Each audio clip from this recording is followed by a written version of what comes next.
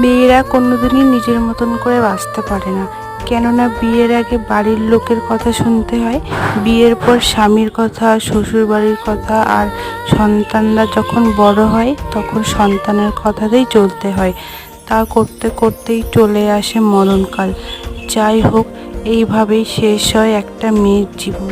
আজকে সকাল থেকে ঝড় বৃষ্টি শুরু হয়ে গেছে, তো তাড়াতাড়ি করে সব কাজ করে স্নান করে চলে এসেছি। তো ঘরে তো কারেন্ট নেই, অন্ধকারেই সিঁদুরটা পরে নিলাম। তো তারপরে জল খাবারে খেলাম রুটি আর আলু ভাজা, আর মা বাবা আগের দিন এনেছিল আম, তো আমটা খেলাম।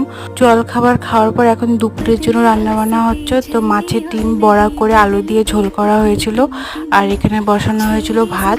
তো আজকে সব রান্না বান্না মাই করেছিল, আর আমি রান্না বান্নার শেষে এখন রান্নাঘরটা ওভেনটা পরিষ্কার করে নিচ্ছি। তো ভিডিওটা আজকের মতন এই পর্যন্তই। ভালো লাগলে লাইক, শেয়ার, সাবস্ক্রাইব করে দিও। দেখা হচ্ছে নেক্সট ভিডিওতে। তো বাই।